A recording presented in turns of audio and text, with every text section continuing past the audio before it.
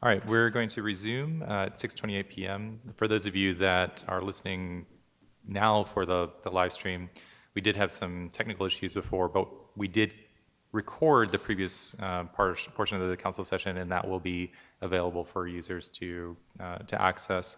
My apologies for some of the technical issues. So, council, we're going to pick up with agenda item number 3, which is staff reports, beginning with the administration report.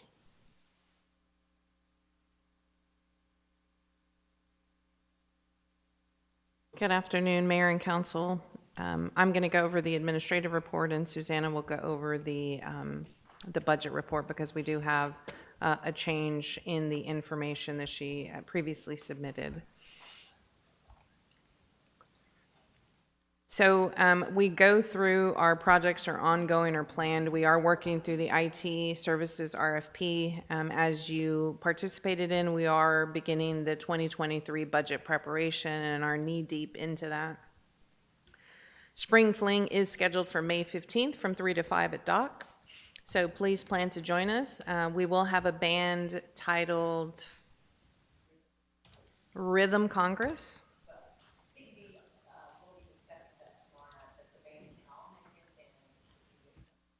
The CED committee continues beautification planning, and we have some joint committee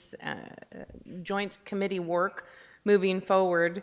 I do have to bring the contract back to council related to Canales and Co. and beautification, and we'll discuss that in our in a next agenda item. We did move forward with a proof of concept for asset management software in Public Works. And that is a software that would track all of those things we're not tracking, i.e. inventory, i.e. Maintenance schedules, replacement schedules, staff time, et cetera, et cetera. We didn't have one centralized place to do that. We have moved forward with a software that will do that. We will have a Board of Adjustment workshop on Friday, as I stated before, and that is to work with staff regarding the board's duties and the development process that was previously presented to the council. And Zoning Commission will take up comprehensive plan amendments on the 25th of May, and also Little Library regulations. I will say that our comprehensive plan may be delayed a little bit as Zoning Commission gives it a comprehensive review, so I just wanted to prepare the council for that. We are going to be in our comp plan review and public comment period, so that may extend a little bit longer, and it may put off the land development code a little longer, but it is a necessary evil that we get the comprehensive plan squared away. Parks and open space continues. Carolyn will give an update on that. Budget and Finance Committee meetings beginning a week, the Thursday after this week, after I think this is May the 5th. I believe we pick up May the 18th with weekly meetings, whatever the second Thursday in May is. Legal is still reviewing the committee quorum issue. I expect we'll have something in terms of a memo to the council. And we do have an uptick in development and commercial permitting activity. That's in your attachment B. One of our budget amendments is because we just have an astronomical amount of permits that are coming through. And as you know, McComas was out a plumber and is still out a plumber. So we're having to third party with ATS to do our plumbing and gas inspections. So we now have McComas, ATS, and also Freeland Turk that are helping in that, as well as staff. So I'm going to go back to the budget report. You had a professional services report that was provided. Susanna has some corrections to that report. She handed those out to you. I'm going to bring it up on the screen for the public to view, and I will have Susanna go through that report. Good evening, Mayor and Council. There is the corrected report. All of you guys should have it in front of you. There was just a miscommunication between me and Sylvia. I'll take full responsibility for that. So I made the corrections today and handed it out. Thank you, Rudy, for pointing those out. It looks like this month we are up to 3.8 million in revenues. The attorney fees are at 54,000. That includes, the budget for that includes the budget adjustment you guys approved in budget adjustment. We also have IT management services is 3.9 million, and engineer review and inspection fees are the 3.6 that Sylvia was just talking about a few seconds ago. So the correction was, she had previously just reported April singularly. Yes, April singularly as opposed to cumulative. Yes, and also I didn't update all of the prior numbers with the corrections that had been made, or the updates that had been made for the rest of the month, so those numbers are also updated. All right, and just to clarify, so if we look at the corrected April 2021, 2022 actual, those are the cumulative totals that we've had for each of our line items, is that? Yes, that is how much we have spent so far in this fiscal year. Okay, so we haven't spent any engineering design fees at this point. Correct. Because that's part of, okay. I see Well, that. that's an encumbrance. So if you Right. recall, when we went into, what year are we in? 21, 22, we had some plans for Stearns and some other projects. That was a $400,000 carryover. We encumbered that and we brought it over into this year. We haven't tapped into that. That's why that shows 100%. We do have engineer design fees that are being worked on through the CIP. And the breakdown for those projects is at the bottom of the spreadsheet.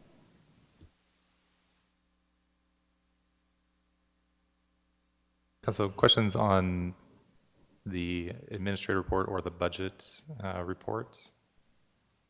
Just a Councilman real quick question. Have we resolved, and Barbara, you should answer this, all the attorney back fees and all that, has that all been resolved? And is this a cumulative number that is a good number? It is my understanding that our fees have been resolved from the back issues. Okay, great. Glad to hear it. Mayor Pro Tem? Yeah, let me understand this. I was looking the second group, and in the second group, you have the third column, then say original April, 6,537, corrected, 54,145. What means that? So the original that you had before was the total amount for April only, not the cumulative amount. So the corrected one shows the cumulative amount for the full year. So until April, we spent $54,000 and budgeted was $92,000? Correct. Okay, so with the engineering will be the same way and the IT will be the same way. Now, the difference here is the design fees, and you have some asterisks. They say CIP 190 and 128 and 68. This is the 396 if you add all of that accounts. Yes, Because- those are put aside for CIP from FY21 funds. That 68,000 is the lift station. Okay, but all of that will be only for the engineer or for the project? Project. So, because in that way, it's not the design fees for the engineer. Is the project, cost of the project. We have- Correct. It is the cost of the project. That's just a holding. She just put it in a holding account as engineer design fees in administration, I believe. And we're looking at creating a better format for being able to encumber and also show the fees for each of the projects. It's something we're working with our accounting software on right now. Yeah, well, Suzanne, I think that will be much better than where it say engineer design fees. I think that we need to change that, because design fees means then how much money they charge for design, and it cannot be $396,000. Yes, and it's something that we've had an issue with being able to get across from our accounting software to OpenGov and being able to report it correctly. So it's something we're working on, and we're hoping to get it done soon. Okay, my suggestion is where you have notes or where you have design fees, only remove that. So it's not the program, it's what you will write in the program. It was where it was budgeted, so we can't move it unless we do a budget adjustment. So that's currently where it's being held. But again, it's something that we're looking at updating the way that projects are reported so that it's by project rather than engineer design fees. So you can look at it and say, this is how much was Lone Oak, this is how much was the lift station. Yes, yeah, I think that was the idea, but my suggestion is come back because still, so if today we have some citizens that they say how much money we are spending with the engineers, and that is not true. This money is not that we are spending, it's the project, the cost of the project. So we have to be specific and clear in that we are presenting. Yes, and we are hoping to get that resolved very shortly. Thank you. Councilmember Litchfield? Yeah, so there's that issue there, and that's whatever about April.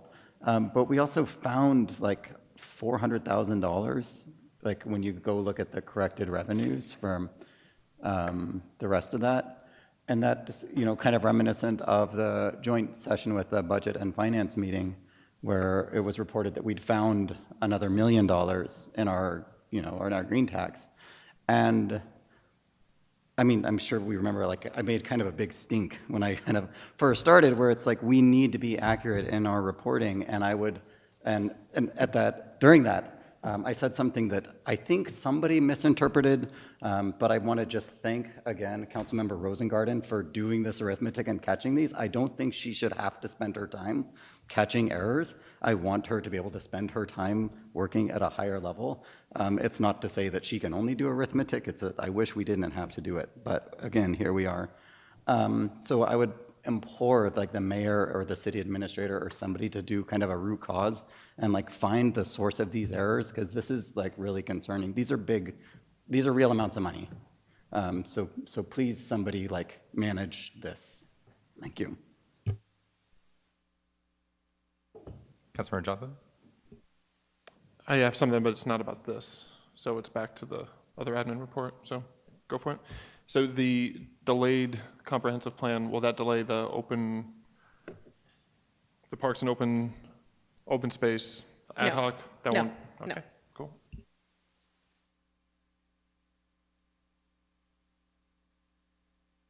Any further discussion on the administration report? Moving on to the Public Works.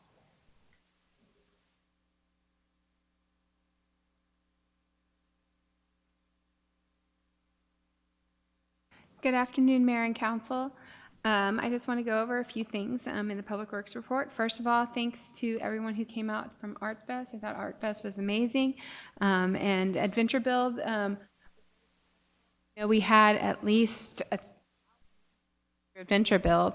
So it was Sam and I would definitely say it was the most attended Adventure Build we've done as well. And it will be open this weekend during the hours of the farmers market, and next weekend we had told several people who were reluctant to leave that we'd be back, so it looks like they'll be back this weekend. So it was actually, I think, the first time we've ever have to been like, hey, we're shutting down Adventure Build, please, you have to actually leave now. So it was actually really, really fun. So going over some of the CIP stuff, we've updated all those projects there. So Lone Oak Sunset Trail, we're waiting on just scheduling out the testing of the sewer line in there. The lift station, we have received bids. The engineers are working on vetting those bids at this time and going over those, and we'll be presenting that at the Public Works Committee. Highway 290 wastewater line has been submitted to TCEQ for the SES modification. Lovegrass water quality pond, we are hoping that we will be awarding a water quality maintenance contract this evening that will actually move that forward. Probably most excitedly is the Valley Creek Park Trail is, I would say, 95% complete, basically. We have just a few things left to signage, some buffering we want to do around the residential areas and things like that. But it is actually completely, you guys can go out there and walk it and have fun and enjoy and walk from Valley Creek Park to the South Hills Conservation Area now. And, you know, if there's any other questions anybody has in the report, open house will be May 21st here at City Hall. We will have a table and we'll have tables set up. Hopefully we can get a lot more feedback on the comprehensive plan. I believe Asakura Robinson will also be here. With people can also talk about parks and open space at that meeting as well. So there will be a lot of activity here that morning.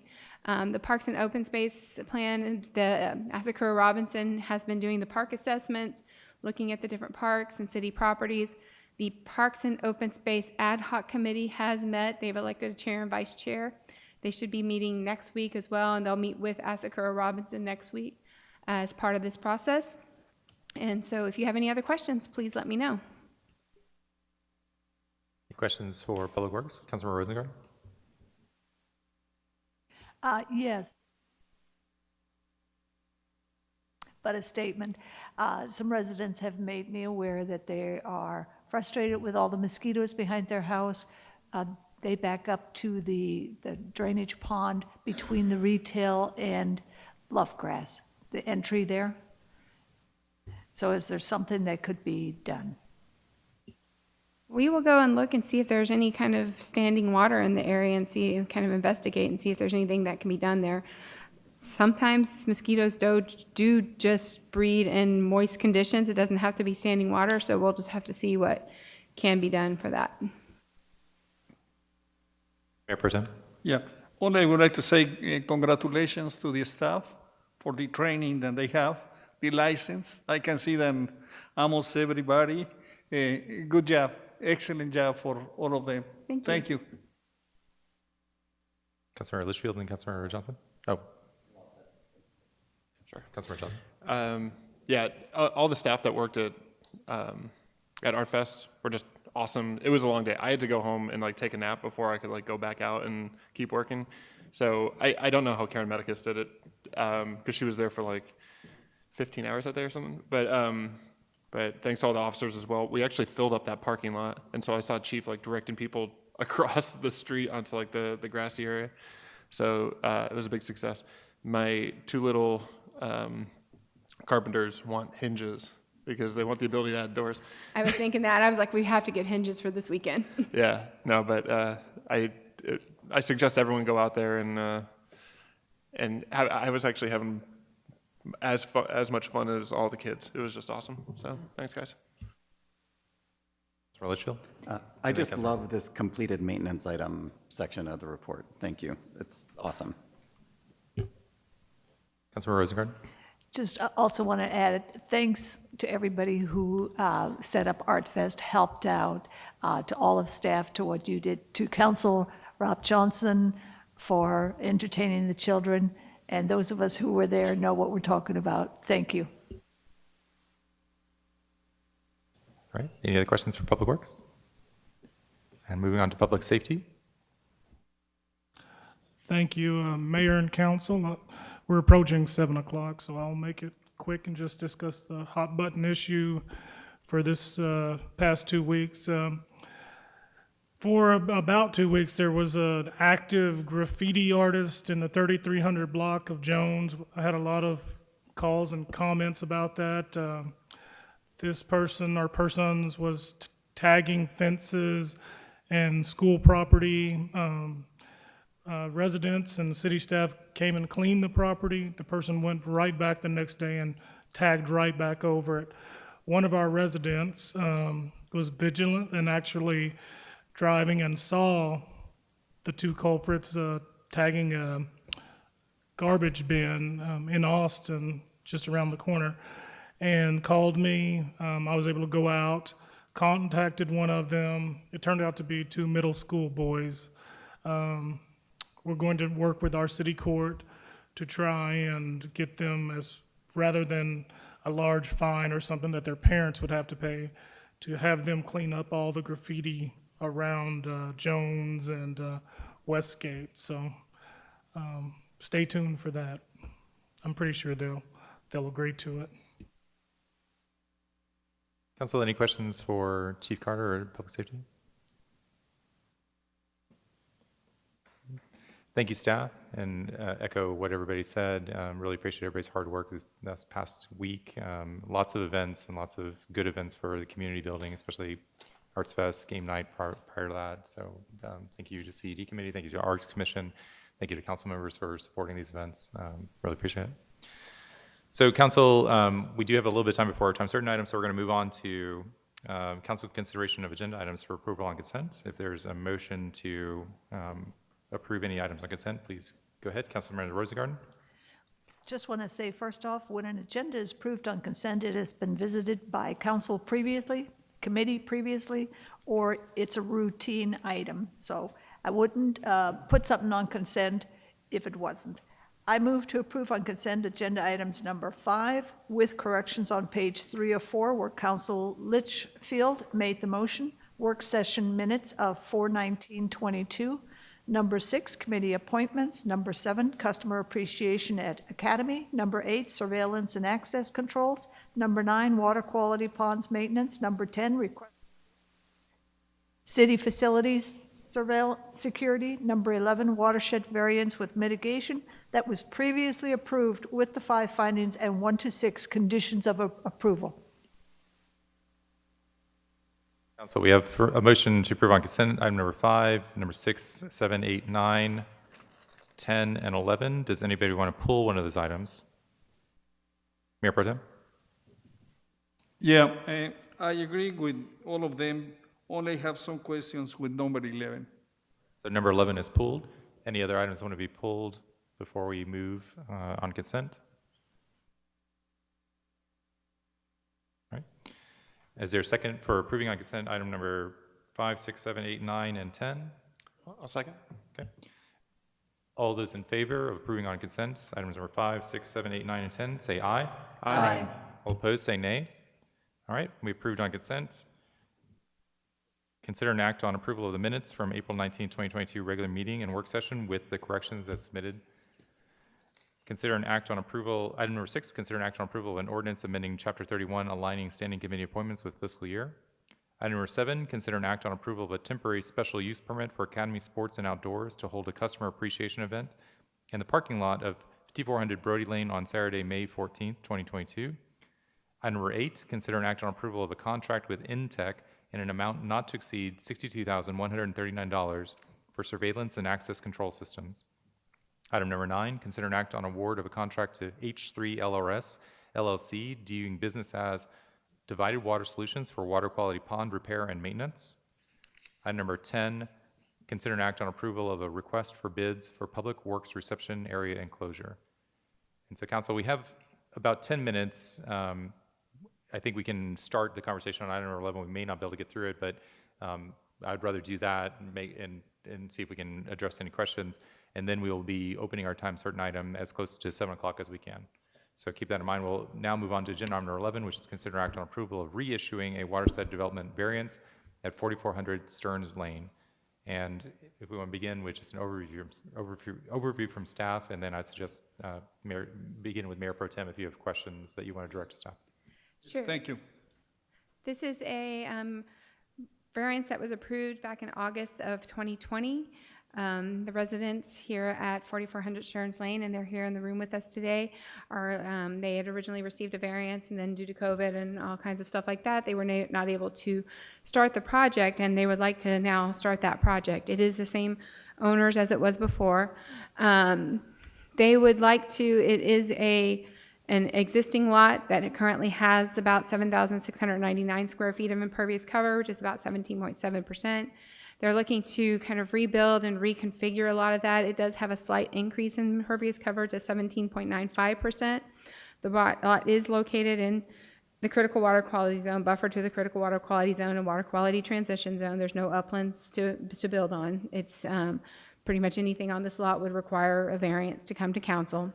They did do a lot of reconfiguration so that a lot of the impervious cover that was in the critical water quality zone is now moved out. So they did reduce, although there's a slight overall increase, the part that's actually in the critical water quality zone or the buffer to the critical water quality zone has actually reduced. So I would entertain Councilmember Carmona's questions and if the applicants have anything to add.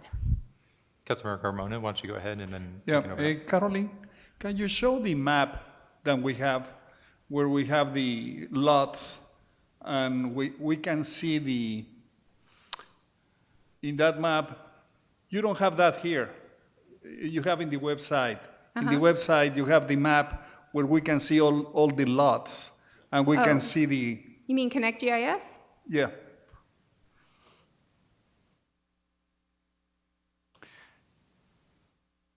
I think that you have in departments, and in departments you have public works, and in public works you have that.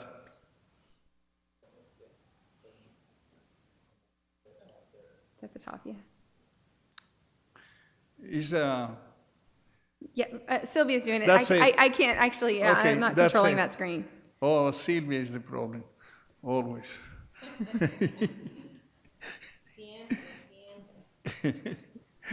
Now, if we can increase, and we can see the lot, then you say that it's 4,400.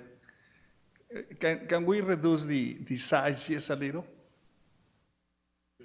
No, reduce. So at this moment it's big. We need this. Okay, yeah. Happy medium. No.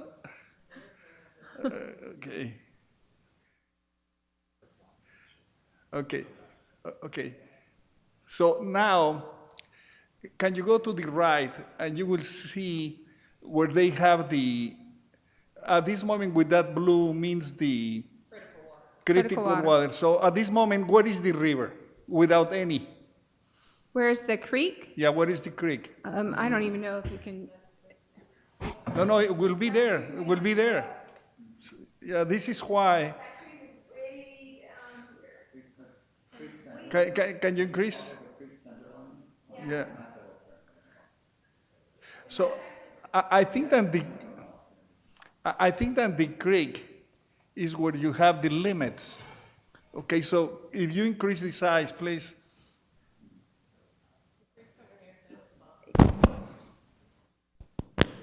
Okay. So at this moment, they are the lots that we have. In the right side, you have a stern. That is a stern. So which lot is the 4400? Marked with the number 1. But they are out. We never. So, they're in the ETJ. They're not in the proper, yeah. So now the city has all of that properties. Because before only used to be 5 of them, and they try to be with us. This is why the red line is the city. They are outside of the red line. It's not possible. Correct. They're in our ETJ, our extraterritorial jurisdiction, so they're only subject to watershed and signs. Okay. Because at that time they request to be with us, and we never passed that. So if at this moment that is number 1, the orange line needs to be something that is important. The orange, this is the red. So now the orange will give it to me part of the creek. So now we will see close to the creek will be the critical water zone. So if you touch that, that would be the critical water zone. So that is the critical water zone. This is where we suppose that we cannot build nothing in the critical water zone. No. This is the transition zone. So that is a transition? Okay. So according with our rules, we can go 14% in the blue, and you cannot build nothing in the green. So in this case, when I was looking the numbers, I would like to be fair with the other people. Because it's true that only the city council can approve 18%. And this is the variance. But the idea with the criteria was when you have a critical water zone and transition zone, in critical was 0. Is true, Caroline? That's what is, I mean, in the code, the critical water quality zone is considered development-free. So However, you can development get zone- a variance, and council has granted those variants for up to 18% in those areas. Okay, yeah, this is why now we are here, Caroline. But this is not that I am asking you. I am asking you the ordinance, what it said. The ordinance said that they cannot build nothing. Now, unless the city council approved that variance. So I don't disapprove. Then I try to say, I try to be fair. Because if you have other lots, then they have less. When we have the judgment, I have to be fair. Because if at this moment, in this case, most of that is in the 14%, right? Caroline? No, most of it is in the buffer and the critical water quality zone. How much percent is according with the ordinance? Let's see. Over half the lot is in the buffer to the critical water quality zone. And Can you tell critical me the water quality number, zone. percent impervious cover? No, How no. much is in there? Yeah, no, then I try to say, most of the blue is in 14% or is the green? No, because you have to turn the buffer on to it. It's the purple line. So most of the lot is behind the purple line. So in order to count toward being a transition zone building, it has to be outside of the buffer to the critical water quality zone. And the city ordinance allow how much percent impervious cover? In the buffer, In that point that you saw, I can't actually see that. so how much percent? Zero. 0. Anything, in order to qualify as a transition zone build, it has to be outside of the buffer to the critical water quality zone. Okay, so I don't try It has to to be argue. there. They have this permit last year or 2 years ago. Then I try to be I am now sitting in this table and I have the ordinance and I have to be fair with everybody. And this is why if at this moment we will have more applications, what is the criteria that we will be using? Because at this moment, that allows us to go, give it to them 18%. And that's unfair.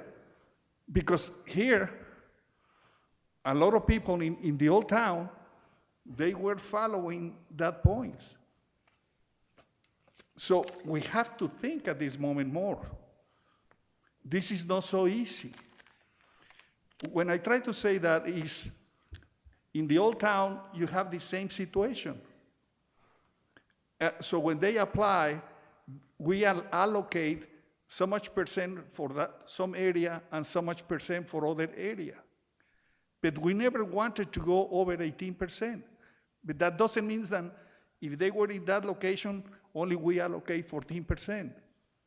So I think that in this case, and it's important, staff, we are new members of the city council. So if they approve these 2 years, that was 2 years ago.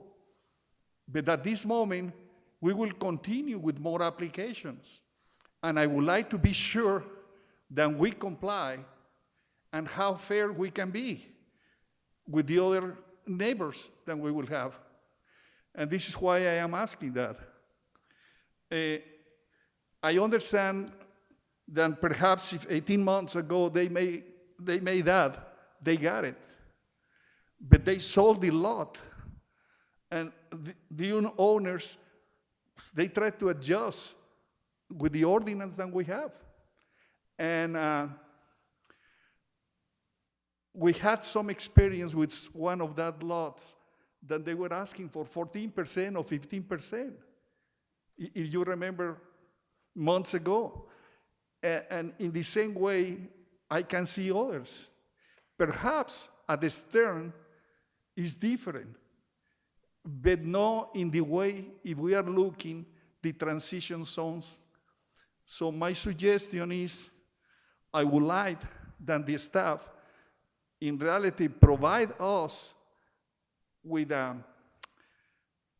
some justification that perhaps in another places we provide variance with this kind of condition. Because if that is the case, we know that it's case by case, but at this moment, for me, it's unfair for the people that we have, and will be worse because they will come back. They will say, wow, you gave it to me only so much credit for all of this property as a 14%. Now I want the extra 4% in order to accomplish the total 18%. So for me, it doesn't cover all of that. For me, I have to be watching more other variants than we provide, and in order to be fair, this is my situation. Thank you. Councilmember Rosengarten? Ask the applicants to come to the podium, please.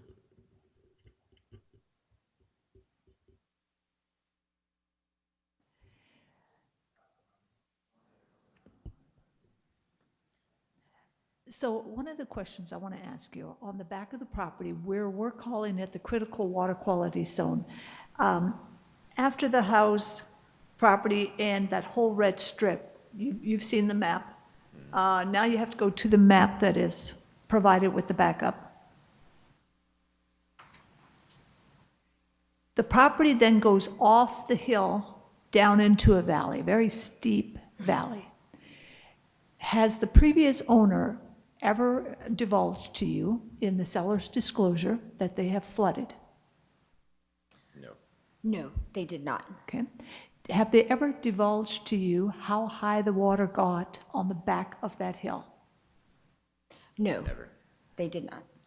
Since you have owned the property since 2020, have you seen how high the water has gotten on the back of this hill? No. Never. You can only hear it from a far distance. I mean, the hill is so significant that there's no way. So are you saying that this is not a flat lot, that the critical water quality zone is simply measured even though it's not a flat lot? It drops off into a hill and the water is way down here. Correct. Probably never gets up to the hill. No. Because it's very steep. That's correct. The property actually sits 180 feet above the Barton Creek Greenbelt, and how the lot is situated is the water flows towards the front of the property. So it flows away from the back. There's no runoff of our property going over Into the creek. the side into the creek. So one more question. The reason you're putting the house where the previous house was is because of the views, not because there's any worries or concerns of flooding. Correct. Exactly. And we've actually reduced what was there on site prior to. We are trying to be good stewards and make a less of an impact in that area, as well as utilizing other resources for the runoff with the grass mitigation and everything. And you are mitigating, correct? Correct. I know we're at that 7-minute marker, so we can take pause. Yeah, I think at this time it'd be appropriate for us to move on to the time certain item and come back to revisit this so we can have continued discussion. And apologies to the applicants for extending, the extra break, but we do want to make sure that we have residents who might be listening for the time certain item. We want to make sure that they're done. So we're going to move on to agenda item number 12 and come back to agenda item number 11 after we have the time certain item and on the short-term rentals. So council, with that, we're going to move on to agenda item number 12, which is our time certain item. Public hearing to consider a request to amend the Land Development Code creating sections 150.1818-150.129 for short-term rental registration regulations under zoning land use. And we will open our public hearing at 7:08 p.m. And we'll begin with a background from staff. Thank you, Mayor and Council. So last year, there were several resident complaints, and so Council, the Mayor, began discuss.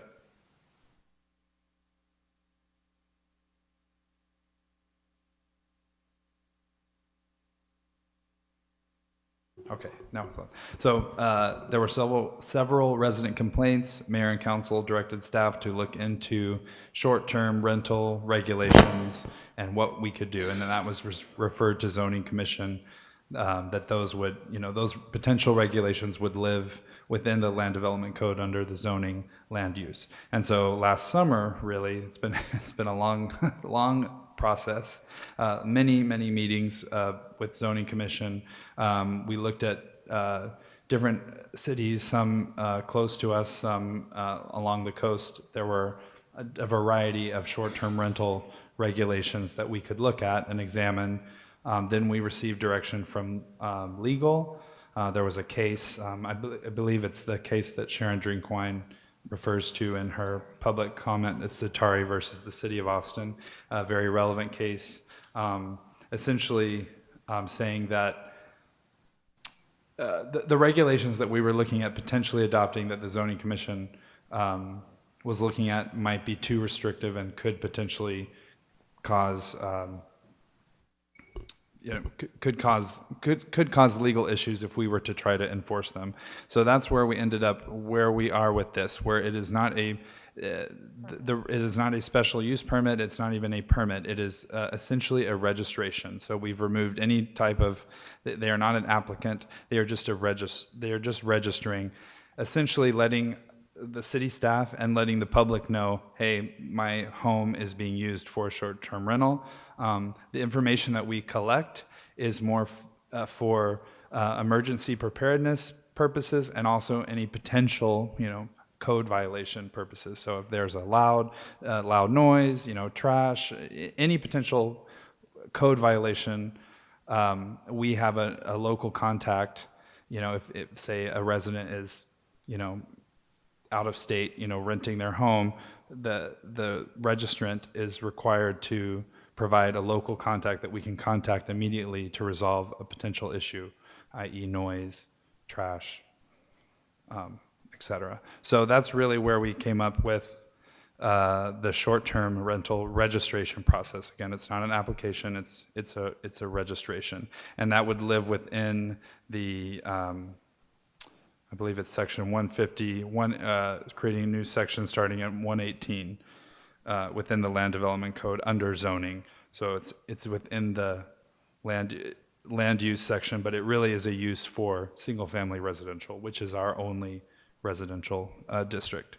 Another highlight, so there was a lot of discussion about guest houses, and that discussion at the last meeting, so guest houses are not, or they are. Let's double check that. Sorry. So, wait. So go to, oh wait. Yes. So it does, so you can use a guest house as defined in our land development code as a short-term rental. However, the distinction being is that you may not have more than one short-term rental on your property. And let me explain that is, so you can't have one guest staying in your main house and another booking in another. So it is you can have one short-term rental per property. Now, the guests can stay, wherever, that's between the resident and their customer and how they rent the property, but you can only have one short-term rental on a property at one single time. Thanks, Matt. A couple of questions, mostly for Barbara. I don't know, she probably knew that, but before I get to her, what is the proposed registration fee that we would be enacting as part of this? We have not, I don't believe, have we? 100? Oh, 2. I don't know if that was discussed at zoning or within staff. Zoning didn't, Sylvia's logging in right now. Council sets the fees, zoning didn't make any recommendation on the fee, but I believe we have it at $250. Okay. And then Barbara, so the questions regarding, have you had a chance to review the proposed short-term rental language? Do you think that there are any concerns with the referenced case? I know that was discussed as part of the zoning commission.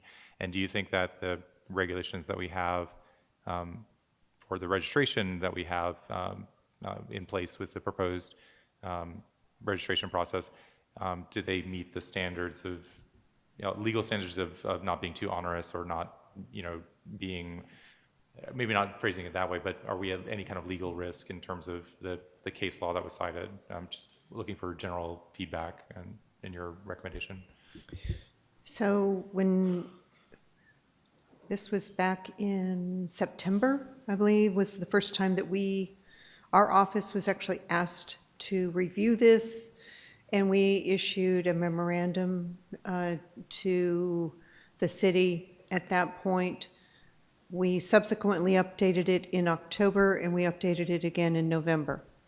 So we had several opportunities, and it was in light of the Zatari case, which was the preeminent case that was handed down by the Supreme Court. And now that case has been the guidepost since it was handed down. It was recently handed down, but it's become the guidepost. I will say there is, and I had just attended a land use conference 2 weeks ago. At that land use conference, there was certainly a vocal minority, I would say, that indicated that short-term rentals could be dealt with in a zoning capacity as opposed to, literally that you could do it in a different way. But that's a minority case. There are some cases that are currently in the mill, like with the courts, and so we don't know where they're going to kind of take things. But all we can go by right now is what has currently been decided, and what's currently been decided is the Zatari case. The Zatari case does hold that you are not supposed to treat short-term rentals differently in some respects than you would any other residence. Now, that said, by the very nature of what they're doing, they are a little bit different. So for purposes, they're getting hot taxes. That's not on your regular residence. You don't have that one on your line item for your tax bill. So, and then you have, just for pure safety, public safety, there's, hey, you have to put down who's going to be at your call number if there's some emergency at that house, if there's a water leak or if there's anything else. That's not necessarily a quality that is in, maybe it should be, but it's not necessarily a quality that's in any of our other homes. So there's certainly some things that are allowed to be different because they are slightly different in its use, but it's not onerous enough, or it's not intended to be onerous enough to try and curtail the ability of a city to allow the short-term rentals to continue while also protecting the rest of the community. You are, in essence, allowing them to be in a residential area, and I will say some of the cases that are currently out there right now is that is because it's a zoning, a use by the city that is for short-term rentals, which is a paid live, in some place for less than 30 days, that by sheer definition, that could be a use that could be categorized in a different manner. That's not where the Zatari case is. So we did very much review this. We've been reviewing it. We've been keeping up with this. And so for right now, all I can guide you by is what the Zatari case holds. We believe this follows that in as minimally invasive, minimally controlling, minimally procedurally driven process as it can be. And that's what knocked out a lot of the ones that Matt had indicated earlier were ones that had been originally considered, because they really were very intensive in their, kind of getting in your business, so to speak. So this is the best that I think we can do, while still affording an ability for the city to understand that something is a little different there. There is a recommendation from our office that you definitely look at your noise ordinances to ensure that they are in full conformance with where you want it to be. You look at the parking situations, because that's one of the other areas that short-term rentals always cause. And then the other things that, usually are brought up with it are things like, garbage and, fights and that sort of thing. And again, you've got a very able-bodied police force that once they are aware of a situation, they can go and treat it like they would any other. I mean, if you're having a fight at my residence, I would expect the cops to come and say, hey, knock it off. So those are all very much the same type of treatment. I'm welcoming any questions specifically, if you have any. Thank you, Barbara. Any questions for staff or legal? We'll start with Mayor Pro Tem and then Councilmember Rosengard. Okay, when you say, do they pay taxes? The homeowner pays taxes, sir. No, I am talking about the short-term rental. They pay hotel occupancy taxes are paid on short-term rentals. Okay, so if at this moment we allow somebody to be here, they have to pay taxes to the city? A portion of the hotel occupancy taxes are paid to the city. Well, it's because I was looking in that section 150, 118, in the first paragraph, then they provide us. Right.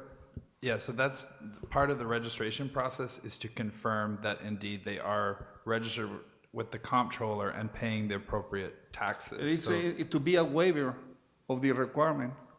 It's to be a waiver of the requirement.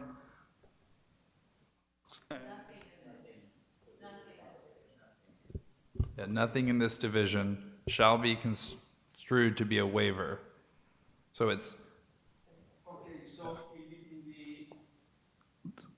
the third page, in 150, 122, E5, 150, 122, E5, to operate a short-term rental without paying the required hotel occupancy taxes.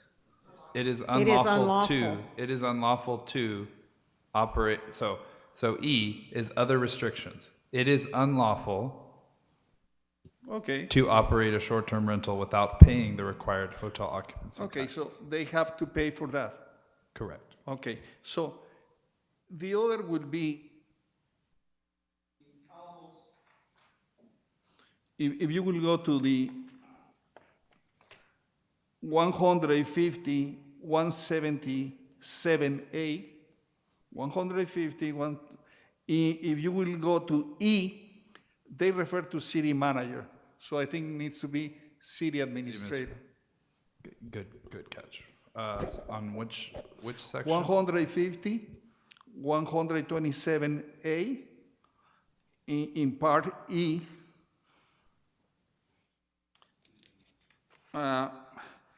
And I think that will be, when we will check the occupancy, we need to be sure about the bedrooms, because, for example, the house that I have, they have bedrooms and they have a library or this or that.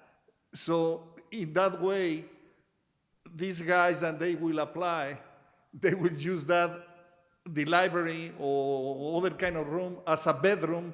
So in that way, they can put 3 people in each of that. No, occupancy, a bedroom is defined in the building code as a room that has a closet and a window for an exit and a door. There's specific definitions in the building code. And so we would count only those bedrooms, not those spaces they're using for bedrooms, to count as occupancy. So in that case, I suggest to put in the 150, 119 definitions, that kind of definition, because I know that you understand, but it's not clear here, and will be interesting that they will refer to that bedrooms, because I was talking with the person, then she has one short rental close to my house, and I say, look, I saw stacks of chairs. So you have more than 15 people there? No, we don't allow more than 15. I said, well, how many bedrooms do you have? 3. So 3 bedrooms, according with this, will be 9 people.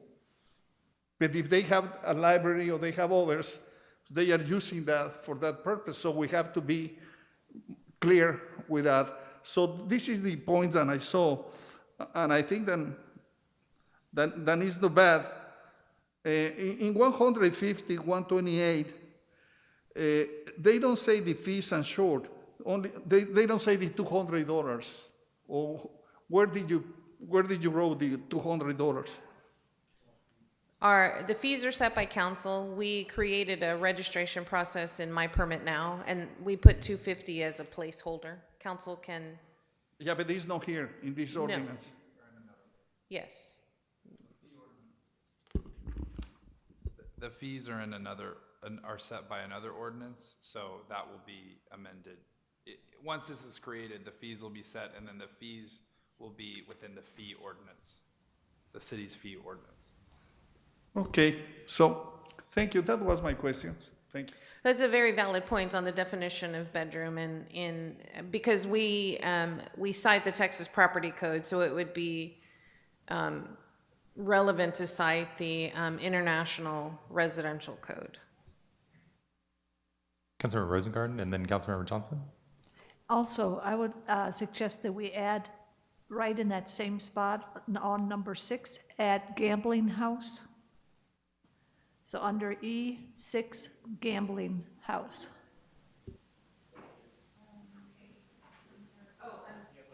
Under unlawful?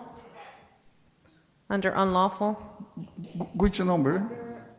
Here? Yes. the Yes, it is unlawful. unlawful.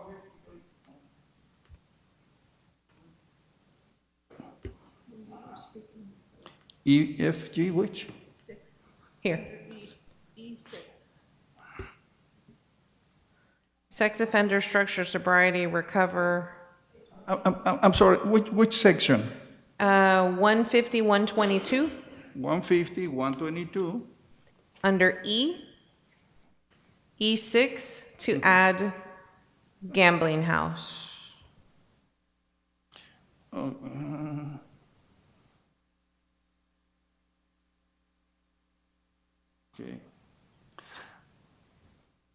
Okay, but they can be playing cards, because always I saw the people playing cards.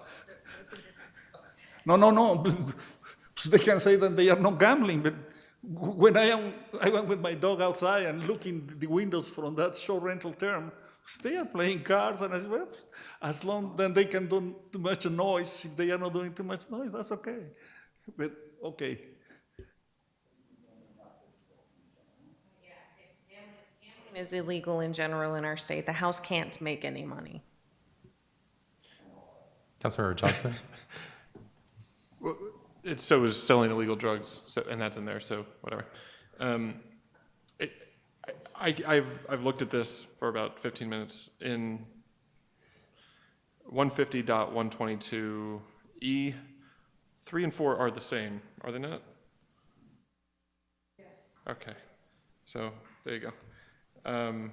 Also, is there something in our, I could have looked this up instead of looking at these 2 lines for 15 minutes, but do we have anything about what trash goes in what? We have like trash collection schedule, but do we have anything in our ordinances about green waste goes in the green one, recycling goes in the one marked as recycling, trash goes in the one marked as trash? Not in the ordinance, no, but what's proposed here is an educational brochure that will be required at registration, and it has to be on site that tells people who to call, what goes where, when the trash comes, what the noise ordinance is, what the parking ordinance is, et cetera, et cetera. What does TDS do if somebody puts trash in recycling? Do they just dump it in because they don't know, and then it gets to the recycling center and they just send it all to the dump? Yes. Which, I mean, I think we would consider not to be a Sunset Valley value. So, and it's like the one thing that came out of the Lone Oak one that kind of potentially maybe started a lot of this was they had their trash out and with no attempt to kind of sort it into any way. And I'm like, that's all going to end up at the dump. So I guess maybe the first step is to get that into our ordinances. And then eventually it will just like work its way into this. How long does that take? Should be, you know, ideally, the education piece starts with a really nice sticker on the trash can that says, this is what goes here, period. Anything other than this doesn't. Well, the trash cans already say what goes in them, so I mean, it's just, yeah. And especially if, there's no residency requirements for these owners, right? There is no residency required, only that they're The whoever's fact that any of monitoring. this stuff is, yeah, there's like a 24-hour hotline, but the fact that any of these rules are flaunted is just like, well, like we're gonna basically immediately need Officer Brownlow out here to start looking after these things. Okay, thank you. But it's intended to be an annual process, and I think there's reference in there to if there are a number of violations, that's consideration for not renewing the registration essentially the next year. So I think that's part of the enforcement is maybe it's just keeping track of, okay, well, we've warned you about this 3 times, 3 strikes you're out. We're not going to, we may not renew your application next year, so you can't continue your short-term rentals. May I say one more? Sorry. So, and the max fine is $2,000 a day, and that's for every violation that they're, because like during South by, like you might just like pay the fine and you're still making money. You know what I mean? I'm just. They are also putting themselves at risk to not be able to register as an STR again. Okay. Councilor Litchfield, and then Councilor Reeds. So I come at this from a couple different ways. One, this seems to be driven by a couple of bad actors that started doing something in the city. And to me, collective punishment is immoral. And like this feels like collective punishment. I'm losing some ability to do something with my house because somebody was a bad actor a few streets away. That sucks. I don't like that. The other part of it is that property rights are big bundles of rights, and sometimes you have some say because of zoning that, it's so like I'm a little bit conflicted on this. I do see a number, like I come from very heavily regulated industries, and I see a lot of kind of like well-intentioned work here, and I like a lot of things about it. But the people that have been bad actors to date, which is like the out-of-state like property like management companies like running big fleets of these, which we consider like problematic, like they're going to comply with all of the rules. They have compliance teams. And who's going to get snagged by this for the most part is like the city residents, or the rule is like ineffective or something. Like the person you're trying to regulate can almost always get around it. And what we want to make is preserve this ability for our residents, but kind of cut down on the abuses. I think we're all kind of in alignment on that. So where I would kind of like to see this moved is that like people have permission by default. And I think we kind of have that, but I would even remove like all the hurdles, or maybe like you fill out a postcard with your name and you hand it to the city administrator and then you're in. Like I would take out almost everything on the registration requirements except the name and the contact person. I like that, like have a locally designated contact. I think it's also appropriate that we get the owner's consent if like somebody's leasing the property and they're like then Airbnb-ing it. Like it might be nice to get the owner's consent as well. Like that seems like a reasonable thing to ask for. I think most of the rest of the registration requirements seem onerous. And with the exception, and then, but I am very much in favor of like, look, here are the restrictions, and they hand in their postcard. they get the restrictions, and the restrictions I'm down for, like this section 122, this seems fine, with the understanding that if you violate this, you lose. So it's like you're right by default, like the residents have the right by default, and they can definitely violate these rules and lose that right. That seems like a good place for me to be. I would eliminate the inspection requirement completely. 121, that seems onerous and weird. The brochure and safety feature requirement seems odd to me. Like, it's just like an area of way too much legislation. And just there's too much detail in here for me to like it. Notification of approval of short-term rentals, the 124, that seems fine. The registration fee, I would make it a one-time for that person and have it be permanent unless they, 3 strikes or something and they lose it. 126, I would strike that whole section. 127 seems reasonable. I would like to add a section to 127 that says, that basically more explicitly details our rights or our obligations as the city, like the city staff, to respond to those in a meaningful way. I feel like if somebody feels like they're kind of like complaining to a black box, that could be problematic. And I don't think that we would, but I would just like to see something in there that's like, and the city will respond in a timely manner or something like that. And then like the 127, 8, 9, stuff like that seems totally fine. But in general, I would just like to see this very much more, this is something that's on by default for the residents, and you can lose this privilege, but we want to give it to folks. Thanks. Councilmember Reeds? Yes, so how is a violation defined? I mean, if a neighbor complains, is that considered a violation, or is there a more specific? That's just a complaint. A complaint that's investigated may result in a violation. Okay, I think that, yes, as long as they have their due process where things are investigated clearly, I think is good. Do we now collect hotel tax? I know that Airbnb collects it, but do we actually get a check from them? We had 4 at one time, the hotel and 3 short-term folks. It's now back to just the hotel, but given what you search on Airbnb, there's more than just the hotel here. There are, and so that's my question, because I believe Airbnb actually collects it, so I'm wondering where they're sending it. True, but there's a variety of sites, not just Airbnb, where things are being advertised. Right, so I don't have a problem with collecting hotel tax because we do require our resources to help with the influx of visitors and such. And then the other issue or the concern I had was the parking. I know that vehicles are limited, but we have some residents who would be upset if a stranger parked in front of their house. And these are public streets. And so it might be part of that education process, park in the driveway, types of things. And some, like the villas, they don't have a lot of extra parking, so.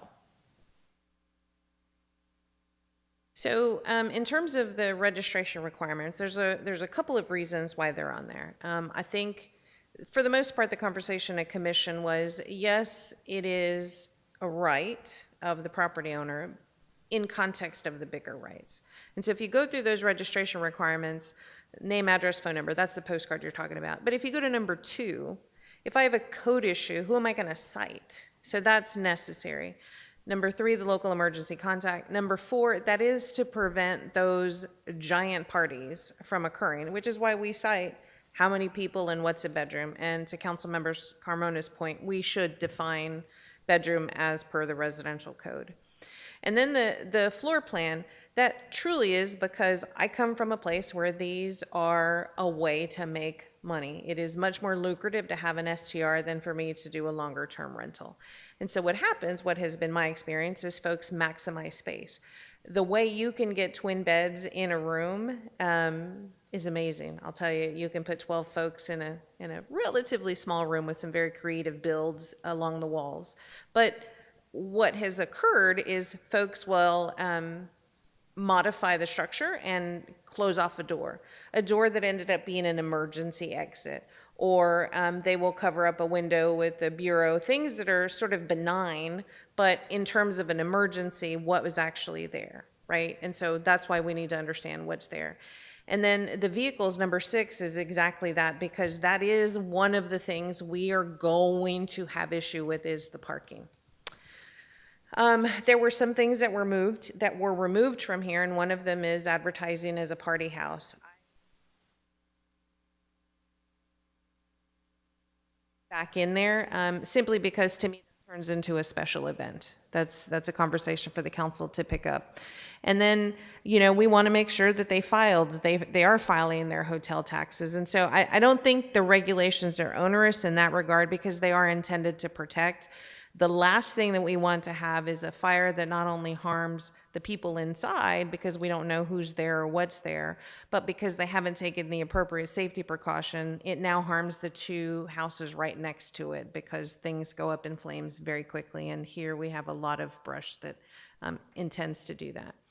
And the inspection really is just for that. It's our annual inspection. Not only does it protect the occupants, but it protects our staff too. It protects the fact that there is a fire extinguisher. It protects the fact that the doors aren't nailed shut or closed shut or things like that, so that when we've got to go in a structure, it's safe for us as well. So, Councilors, we're still in the public hearing portion of this. Certainly take more questions to staff, but we'll also open up for members of the public that may wish to speak, which we may not have at this time. you did have an open town hall comment that Barbara has that does reference the Zatari case. And I think Barbara covered some of it, in that these are a little bit different than your normal residential. And while we don't require normal residential to do that, we certainly do the site plan and the layout when we do a review of certificate of occupancy for a house. So they go through a de facto process. They don't go through this particular process, but they do go through a process. Councilmember Rosengarten. Mine is a typo. If you go to section 150.120, number 2, just take out of.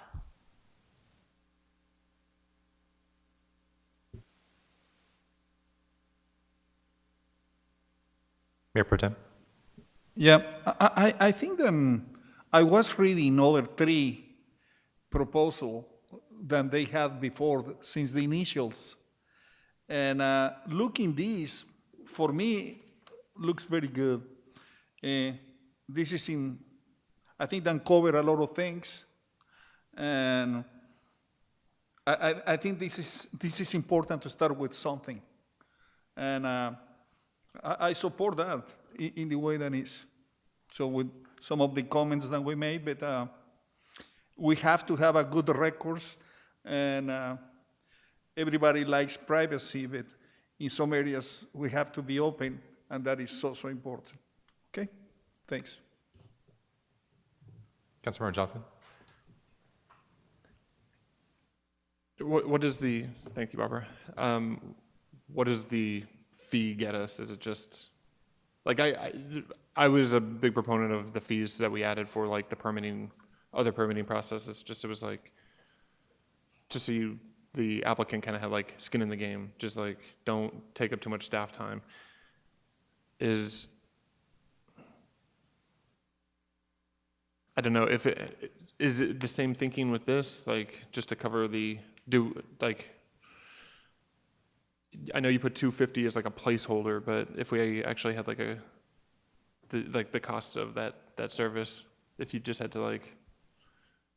So absolutely. So think about from start to finish. And if you go through the registration, the process at the very end, the document that we created on what that means. So filling out the application, the registration is all online. That's the my government online. So there's some overhead that's associated with that government online. The second is there's a layer that we'll create in GIS. So you have the overhead within the GIS system because your neighbors want to know where these are. If I'm buying a house, I want to know what's around me. And if I'm living in my house and I continue to have issue, I want to know what's around me too. So we're also paying the GIS layer within there. The registration itself, the administrative time that goes along with that, and then any time that we have to investigate a complaint, that's also staff time. And so that's where that $250 was. It's not intended to be onerous because these rent for far, far more than that at a specific amount of time. But it is also intended to be an annual fee because it is an opportunity for us to review that application, look at the complaints that actually turned into violations, and make the determination of, is this a viable place where this one can continue? So, What's the current hotel occupancy rate? Is it like 17? I'm not sure right off the bat. Was it 18%? So, I mean, we are making money. I mean, it's just like, you know, I don't necessarily, and again, like, Sharon Drinkwine, like, lives, like, not next to us, but, like, one over, and it's like, you barely know.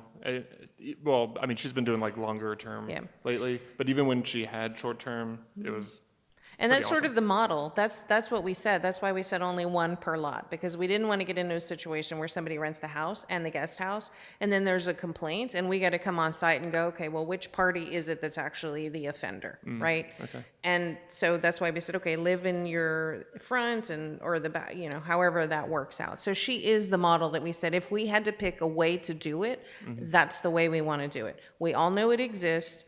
The owner is heavily involved to keep any violations or code down, and when there's an issue, the owner can show up immediately. So that's what's kind of worked in here. Okay, cool.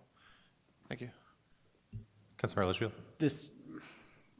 So it feels like, again, so like we're regulating the full-time, we're aiming these regulations at like full-time operators, right? Like Sharon Drinkwine or something, or like one of these other houses. But the person we're impacting is me, right? So if I want to go to Europe for the summer and like rent my house out for a couple weeks, we've done that all the time, like on Airbnb, and it's a great experience. Like it helps us travel more. But now I'm getting hit by the same level of regulations as like a professional operator, and that feels bad, right? And like, if I'm thinking about maybe going to Europe for a couple weeks and want to put my house on Airbnb, and now the city makes a map that like impairs people's property values around that, that seems terrible. So I would like strongly discourage doing that. And I totally get where you're from. Like I've stayed in those houses in like Port Aransas and, you know, done like silly things, right? But, and that's fun, but I think that I think that a lot of this is hitting the wrong target. And I would just really ask us to be a lot more circumspect in what we're doing and try to like make sure that, you know, somebody who just does this right now, because I already have this, I have this right. Like I don't have to pay you $250 or pay myself $250, right? To do this and like make a lot of work. And so we're taking something away from all of the residents while we do that. So, you know, so like don't do this map. And maybe we make the first year the registration fee $20 or something, so that like the current residents can be kind of grandfathered in or something. Like, let's make that a little bit easier. I don't know. So I completely understand your protection of your property and your information. You have to also think about your neighbors. You have to think about the impact of a short-term rental to your neighbors, the unknown of not knowing who's going to be there. The unknown of the Litchfields may have left for the summer. There's no registration process. What it's, you know, it's a predator or somebody else who is doing unsurly things that we're not aware of. We don't know you're out of town. Chief shows that, you know, somebody gets a call, the Litchfields are having a party. Chief shows up, it's not the Litchfields having a party. And I know these seem like outliers, and I know you may only do it for a month. But again, I go back to, from the broader perspective, our neutrality as administration is to ensure every resident is treated and protected equally. Well, that scenario you just described actually isn't covered by this process. So like if I register, so if I just, every year I register my house for Airbnb and I never Airbnb. And then 1 year I do in 5 years and then there's a big party or something. Chief doesn't know that there's renters that day. Or are we asking people to notify the city of every single rental that happens? And that seems like that's a whole ask that's not in here.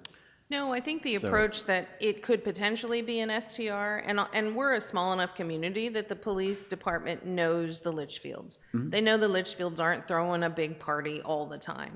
But really, also, one of the important things from a public safety perspective is who's there. If something bad does happen and we show up, who's actually there? Is it the Litchfields who maybe have a special medical need or somebody else who we need to address? Yes, so- That truly is all that is. And like I said, so I'm comfortable with like the name, contact information, and then having a local contact. Like those first 3 sections of that registration, that's fine. It's kind of everything else after that that starts to feel a little bit cumbersome. Mayor Pro Tem.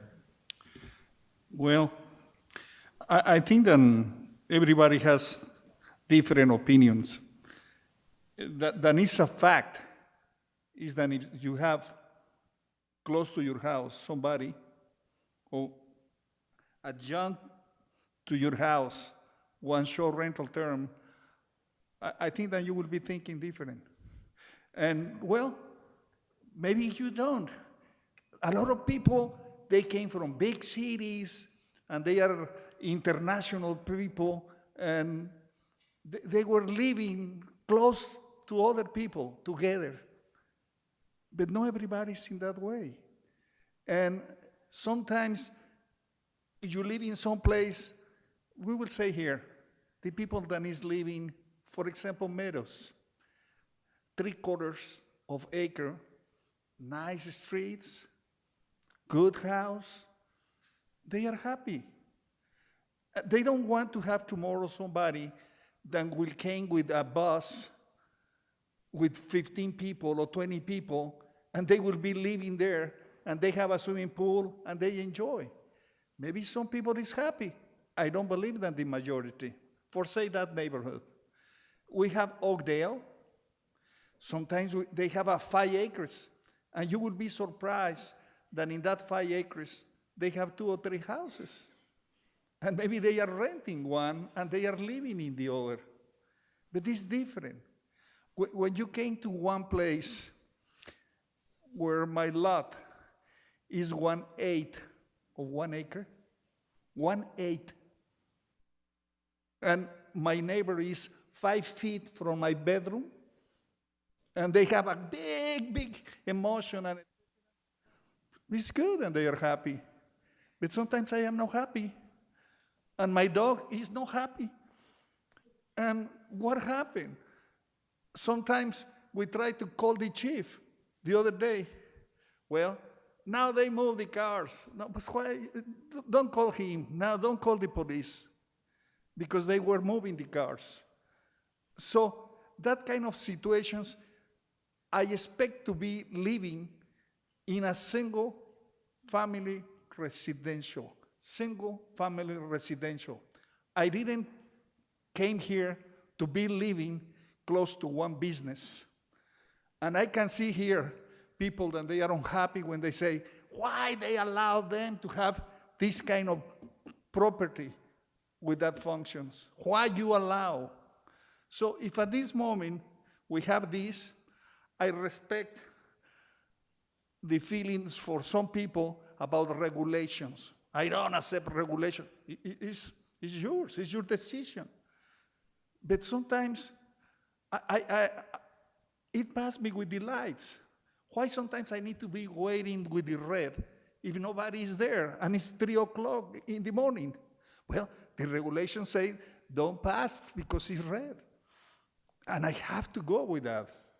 So these kind of regulations, perhaps for some people will be high in some areas, but in general, believe me, they are not so bad. And my last, sometimes the people that is coming, sometimes, and I saw that when we have the ice and etc., they were watching some people, the other houses.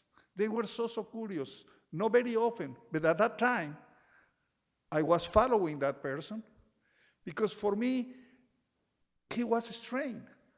This is not very common that you have somebody that is so interested in the other houses. And that came from that place. So it's good that you don't have that experience at this moment.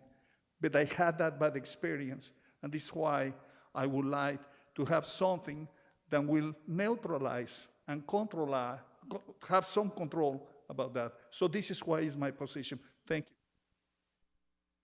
Yeah, the building I lived at before we moved here, like it was a high rise, but one of these like short-term rental hotel things, it's like a pseudo hotel that only lists, they'd taken over like 6 floors in the building by the time we left, and it was terrible. Like it was definitely a dramatic decrease in quality of life. So I've been impacted. I get it. And I want to kind of reiterate that, like, in general, like, the rules around behavior, all for, right? Like, let's be very strict about noise ordinance, or make sure that our noise ordinances are, you know, enforceable and all this, like the cars, like, get that. And if somebody's, like, violating the rules, even if it's kind of small violations, but do it a lot, let's revoke their ability to do it. Like, I'm all for being able to enforce, but I don't want to enforce by default. You know, like, I don't want this to become an onerous thing. So it's like, make the registration light, and you can definitely lose your ability to have this privilege. Like, I'm totally all about it. Because again, like, the property rights thing, like I don't live next to a hotel on purpose, and I wouldn't expect to, even though we do have a little bit more space than y'all. Totally get it. I'm in favor of having, like, rules around behavior, absolutely. And if those rules are violated, let's enforce them. But I would just like to make the registration process a lot lighter. Thanks. Councilmember Johnson.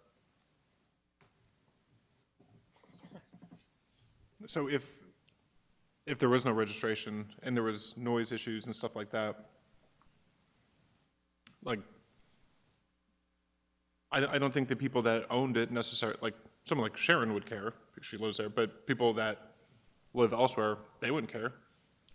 Because, I mean, there's nothing to, there's no stick there. I mean, they still made money. They were like, okay, so they made noise. Here's the fine. Next up. Oh, yeah, they were loud. Is that, I mean, how does that work? Like, I'd love to hear that kind of gamed out. Like, if somebody is constantly having parties and... Well, if they don't have to register, then it's just like, if it's just like, you're just allowed to do it by default, then there's no... It's a revocable by default thing. It's like, that's what I'm very happy with, like it being revocable. Okay, but, okay, but never mind. Yeah, what I heard Councilmember Litchfield suggest is that make the registration process lightweight, but still require basic information. And then if somebody wants to do something like rent their short-term rental out over the summer for 2 weeks, they still have to provide, you know, the registration. They have to register for it.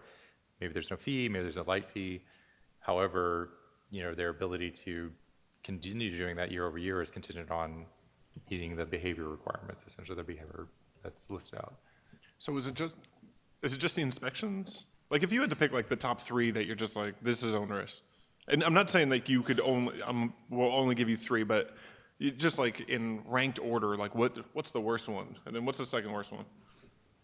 Probably the inspection, the map, and some of Sylvia's responses to, I mean, I think those 2 right away, it's just like, well, we have to come in to make sure that those are bedrooms, so we know how many people. right. And then like the rest of the things, so it's like where I have to list the number of occupants permitted, that's 3 times the number of bedrooms. Like, I'm even okay with that being a rule, and maybe it is fine as like a know your, like, and educate yourself as you fill out this form kind of a thing. Like the brochure, like that seems problematic to me, like on an enforceability issue. Mm-hmm.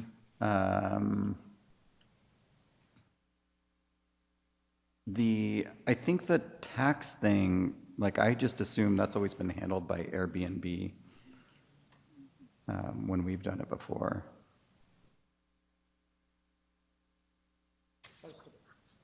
And then, Just as an FYI, I just searched on Airbnb 78745. That's two. That 381 is also in the villas when you pull up the picture. I can tell you when we run our hotel report, these haven't shown up. So that's a discussion with Airbnb, what is going on. So from our perspective, the map's already there. Just depends on what site you're going to. So our map is specific to a resident or a potential resident trying to figure out where they want to live. And you are absolutely right about it may drive down the desirability of a particular home. That has to be something we contemplate, especially when we have very little regulation that lets these get out of control. I can see the map pulling that away because the main reason is so, I mean, we know. we know where they are.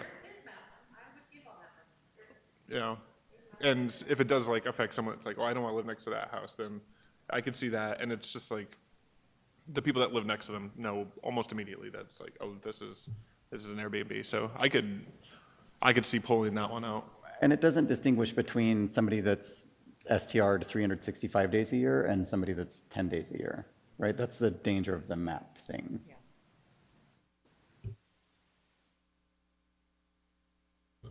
Councilor Reeds?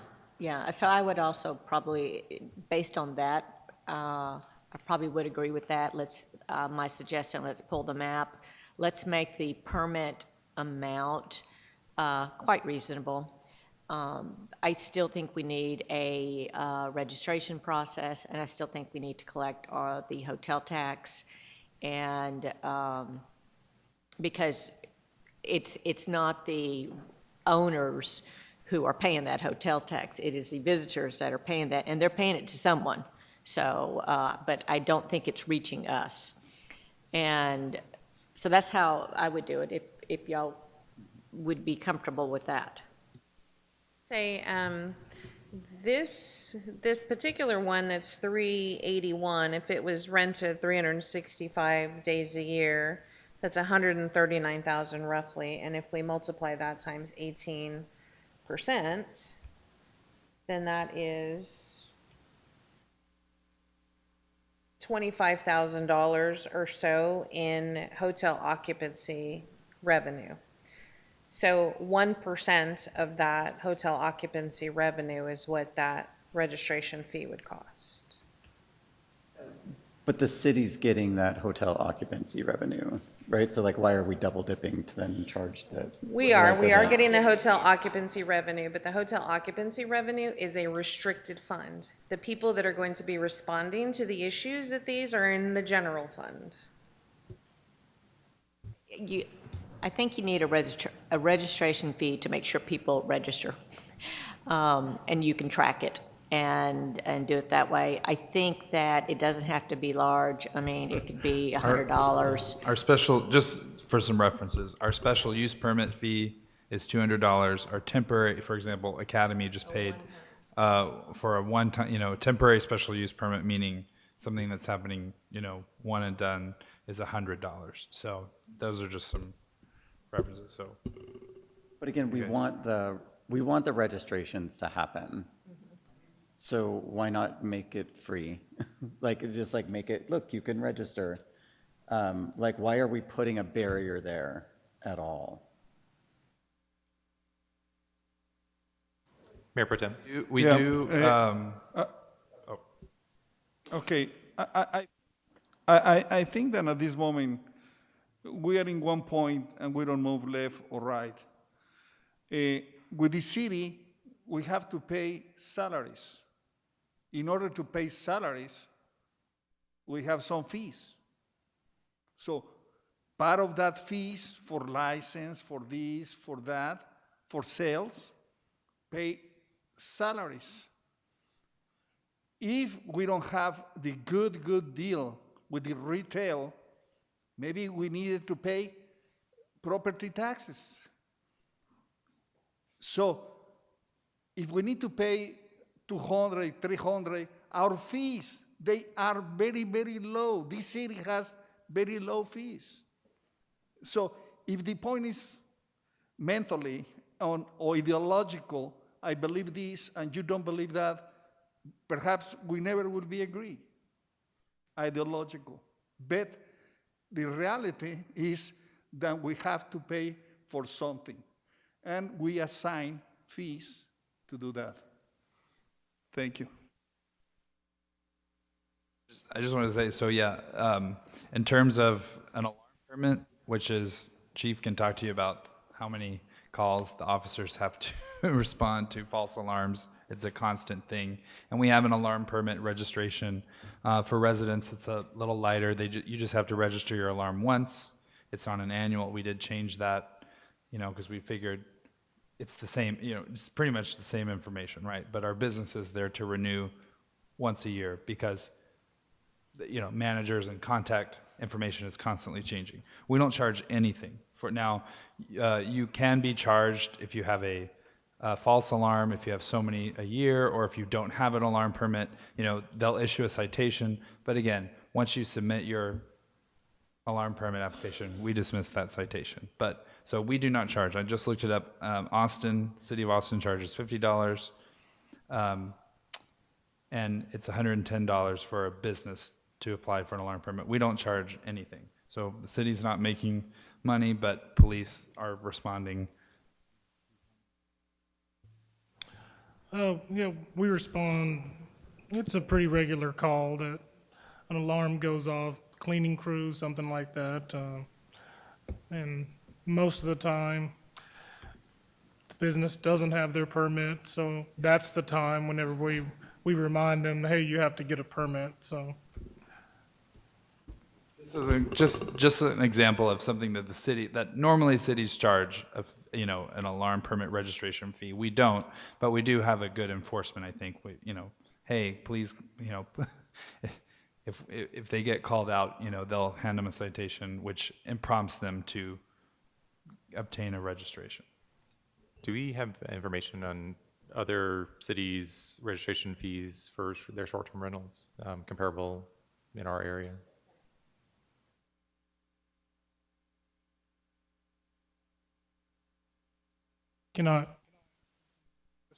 This discussion, for the most part,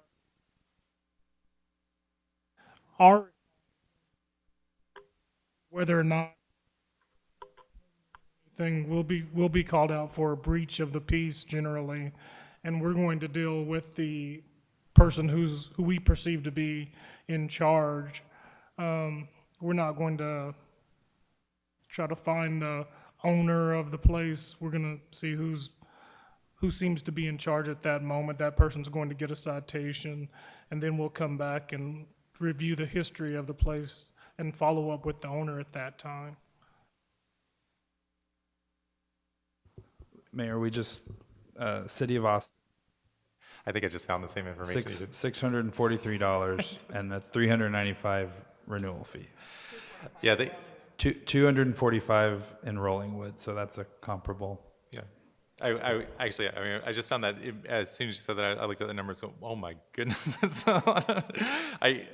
They divided subdivided into different categories: owner-owned, or business-owned, and I think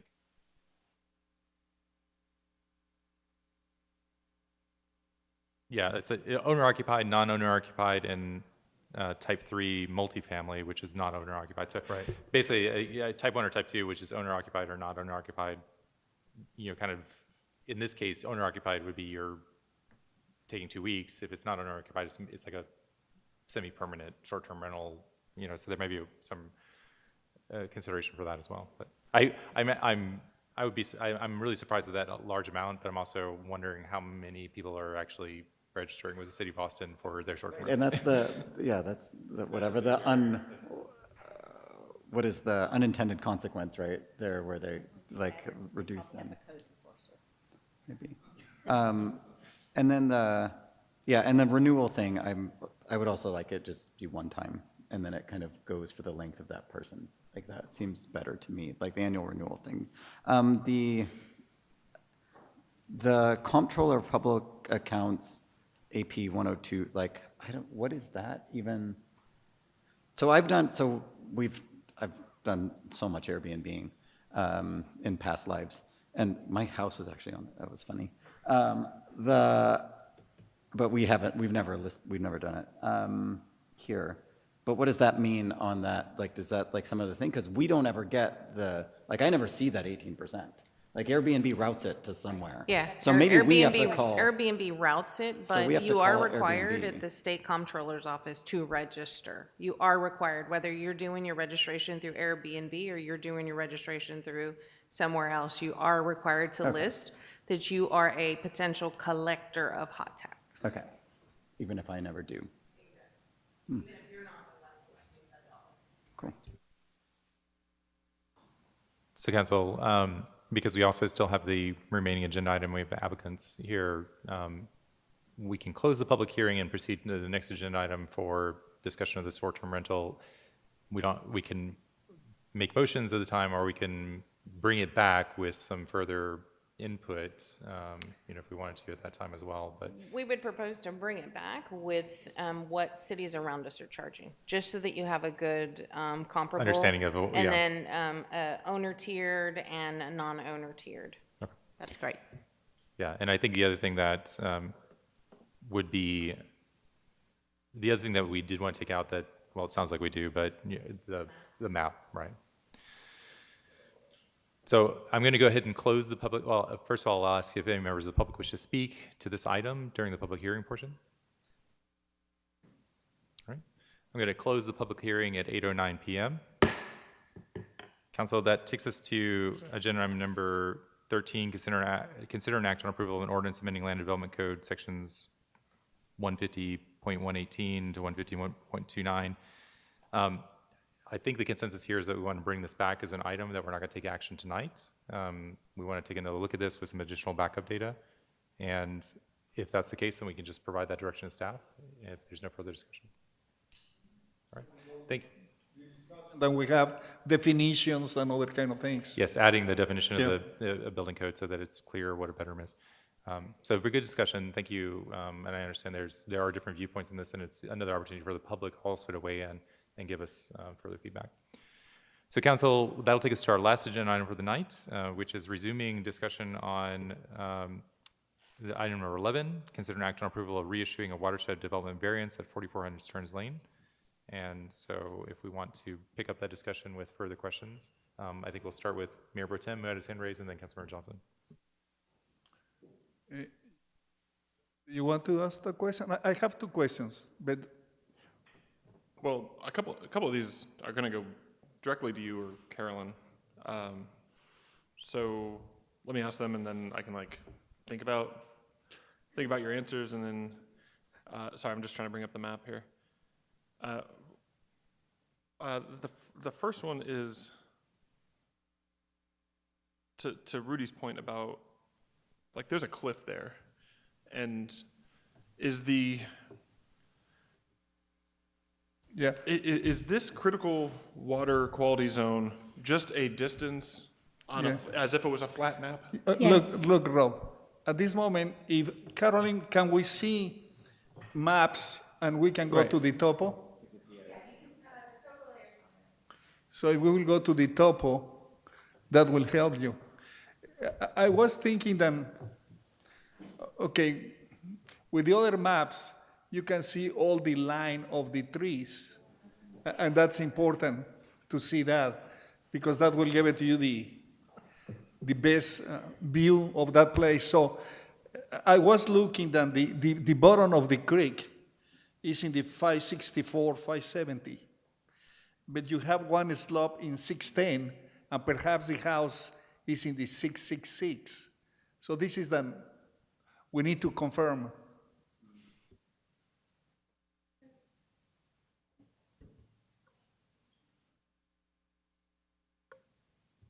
Okay, so yeah, this is the property right here. And as you can see, it is basically like a cliff behind the house. And the property does slope from the back of the property to the front. And if you look at the site plan, what they're proposing is basically the entire front yard is a vegetative filter strip. There's a very small space between the house and one section that is not, but the rest of it is all that. So the water from the house and the structure would flow through there. Let me see if I can do an identify here and kind of get these numbers here for you. And they're on, these topos are on the property map there. So this elevation is 676, and this one is 674. So you can see how it's sloping that direction toward Stearns Lane. So water from this property should not be flowing actually toward the creek. It should be flowing away from the creek. It is, the critical water quality zone is simply a distance from the creek. It's like a 200-foot kind of buffer basically around that area. So it does not take into account elevation. And what does it do? Like, I feel like I ask this every time there's one of these, but like, what is that meant to do? Just keep water from going into, or keep bad stuff from going into the creek? Yeah, so it's, I mean, it's supposed to, it's being basically a buffer around the creek area. So keeping that like zone free from some development, free from different things. But like I said, since it is just a distance from that creek center line, it does not take into account elevation. So a lot of these houses, especially over here on Stearns, it's a totally different animal than actually being right next to the creek. Yeah. Now, where they will be building the house? It's going to be in the same, part of the house will be in the same area. I don't know where that will be there, please. It's right here. I don't know, So can you see my close cursor? close to the creek. It's closer down here. And so there is, yeah, there's the site plan is on the website, is on there in the documents. So the creek is actually down here. I'd have to zoom in pretty far to try to find out. We do not have the creek center line layer for Gaines Creek on here, or actually at this point it's Barton's Creek on here. But let's see if we can get down. So somewhere in about here. Yep. So yeah, so they're at 594 here. And then let's see if we're going up yet. 590, we're still going down. Yeah, you are in 564, 570. Yeah. That is the center of the creek. That's the center of the creek, and That they're is- at 670. Well, this is why I think perhaps if you will go to the other map, would be more easy. To the topo. To the topo? Yep. It's right here. So go to the city. So get out from there.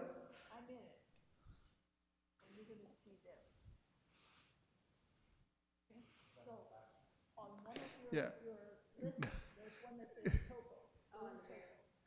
Yeah, go to the topo. So go to the city. So go back to the city. Website of the city. Oh, right here. Website of the city. And in the last, this one. the last will be the topo. So now we will go to that place.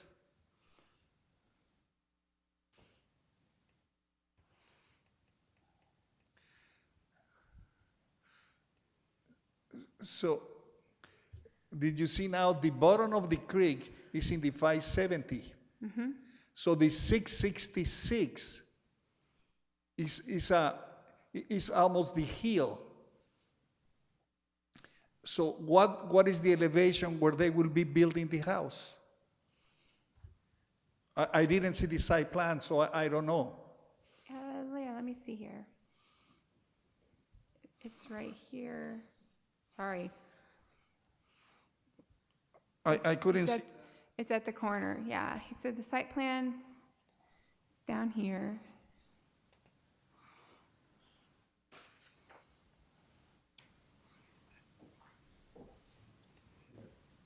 It's 677. Good job, Caroline. So they will be built in the 77. 677. So this is as Member Rosengarten, she mentioned about the hill where they are building and they're going down, in this case only 10 feet, but they can go almost 60 or more. And they still far from the creek. Yes. Now, we don't have any problems with the city of Austin if we allowed to do this because for the protection of that creek.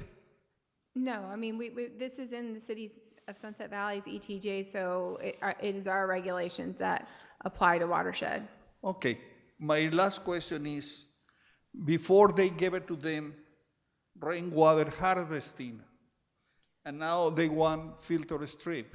Yes, so that was. Why you requested before one instead of the other? So that was in, when we were at the council meeting, council had agreed that the filter strip would be a better long-term mitigation, simply because rainwater harvesting only works as mitigation when the tanks are empty. If the tanks are full, there is no mitigation value for that. So council had requested the full vegetative filter strip, so that is what the applicant has brought back, is the full vegetative filter strip for every new piece of impervious cover going on that property. So it is a 20,000, like 486 square foot filter strip. It is everything you see here in purple is that filter strip. So it is a massive filter strip. Okay, but if you see, when you have the rain and you have impervious cover, the water, so the first steps, you don't have nothing. Right, but this is why, but the north, at this moment, the north is the top. That is the stern lane. no, Stearns is down here. Stearns is this way. So how the water will go from the other side? The slope is in the other way, not in this way. The property drains from the rear to the front. It drains from the house toward the street. If we were looking the topo, and in the topo we were looking the lines, they are from stern to the creek. No, right there, the property flows. 400 Stearns, LN. So let me come back here. 400 Stearns, LN. Austin, Texas, 78735. Yeah, here, hold on. Oh, I went too far. So So here we go. Let me identify these for you. So here, as I said, coming to the front, this elevation right here is 674. This is 676. This is 676. So it's from 676 going to 674 according to this topo map. This one? Yes, now there it will start to slope backwards.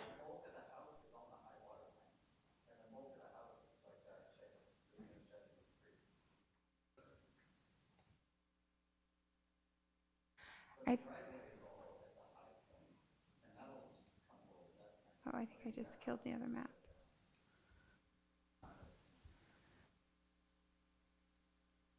So when we talked to the engineer had said they were grading, everything was going to flow toward the front of the property. That was what the engineer had, and actually, I don't know if he had put that on here. Hold on just a sec. Let me look on his, they were supposed to put that on here, that all the water was coming toward, and, yeah. My name is Becky. I'm the architect for the project.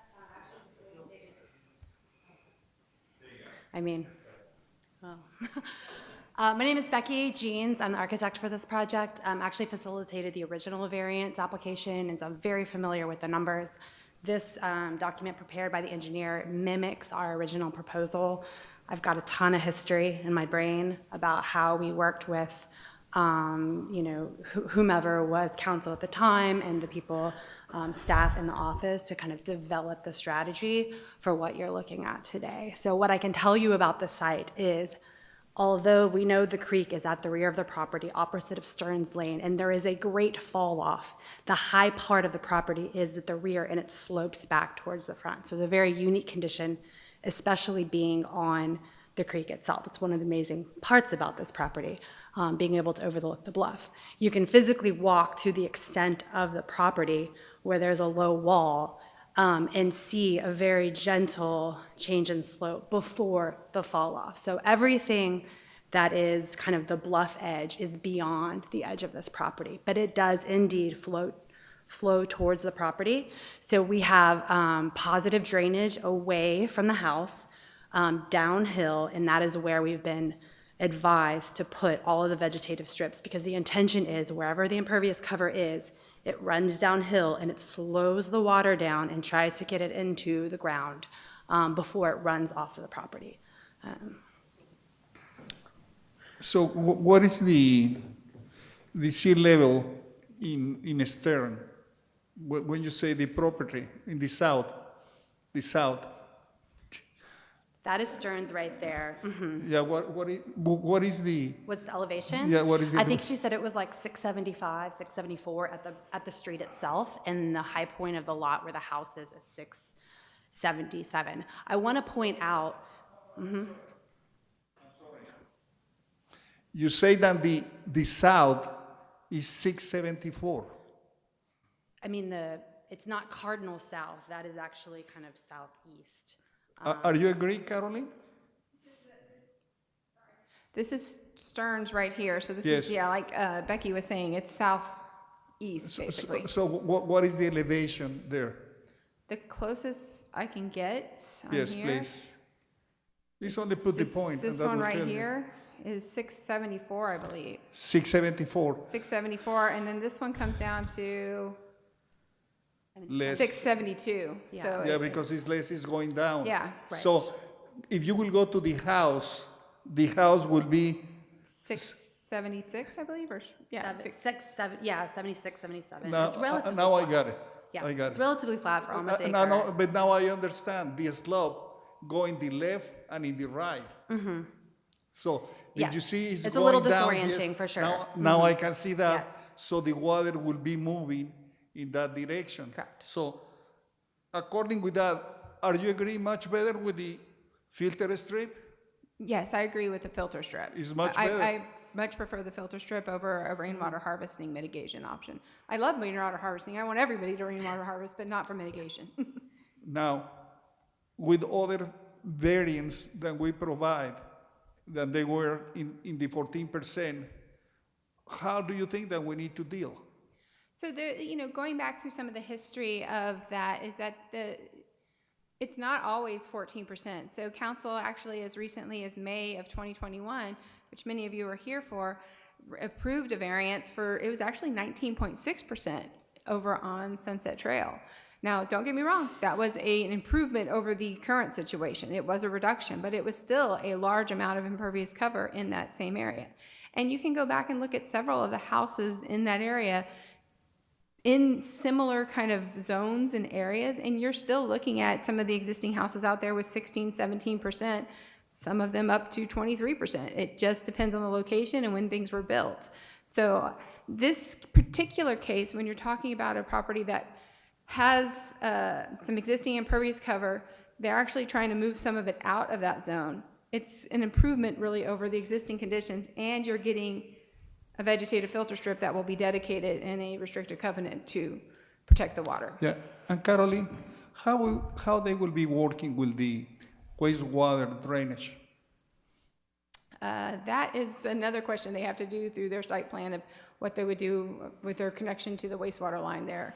I don't know, they haven't completed all of that part. This is just watershed, and that's the only thing that council can decide here on these properties because it is ETJ. We can only look at watershed. But not necessarily, because we need to protect the watershed. So we need to be sure in the site plan, what do they plan to do? So this is why my question is, what they will be doing with the drainage wastewater that they will produce. So if y'all So I done can all that? answer this, Okay. I Yes. think, enough to satisfy your question.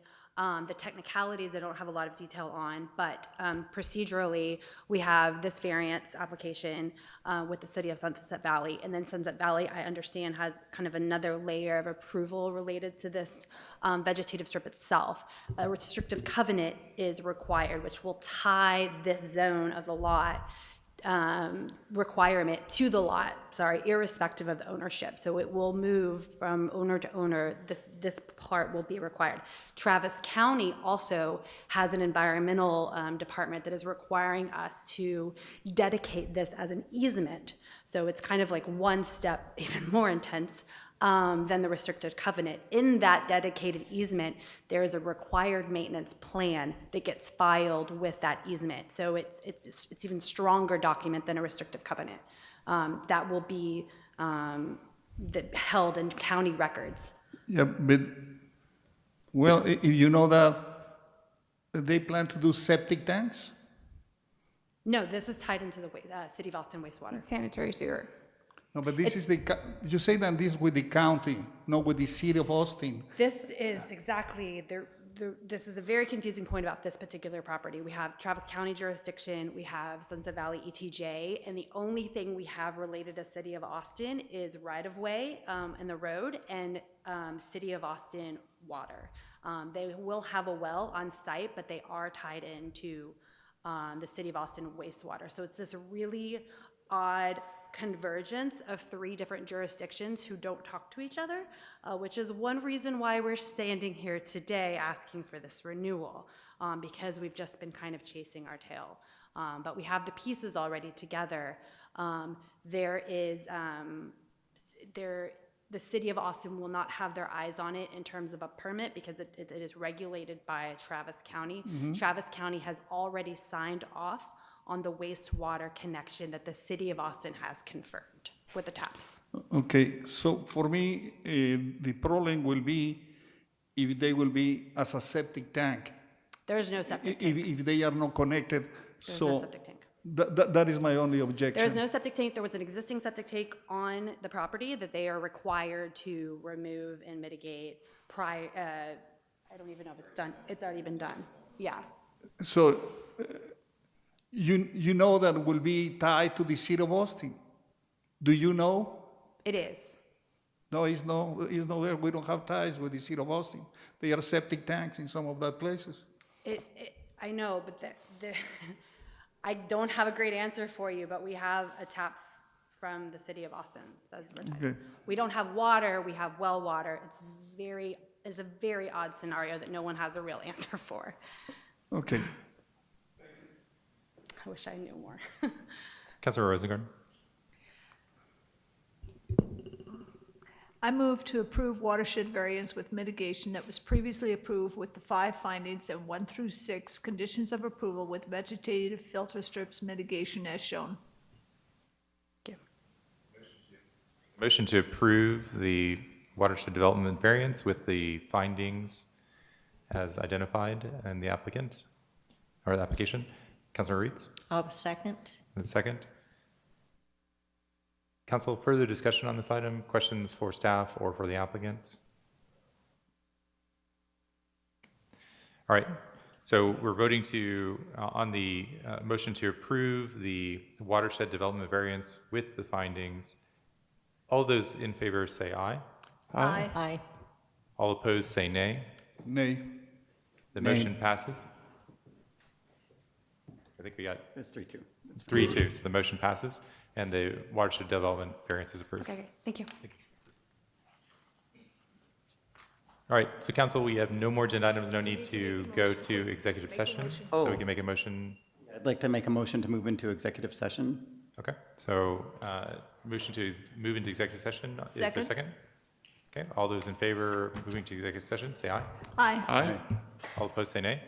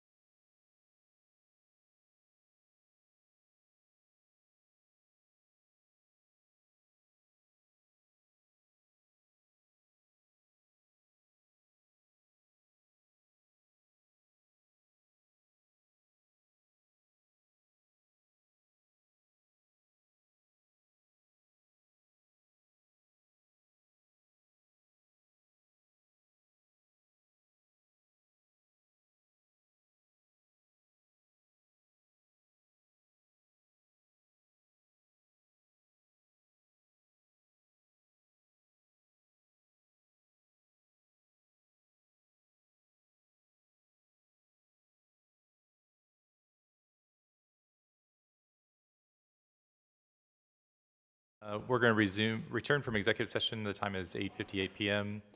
And Barbara, can you clarify, just so I can state it for the record, the portion of the code that we were citing that I should have cited before moving into executive session? Just for so we have for the public. Sure. It was under 551074. Okay, so we moved to executive session under 551074 of the Texas Government Code. We're resuming, we're not taking any action, so at this point we can entertain a motion to adjourn. So moved. Councilmember Litchfield, second? Second. And second by Councilmember Reitz. All those in favor say aye. Aye. All opposed say nay. We are adjourned at 8:59 p.m.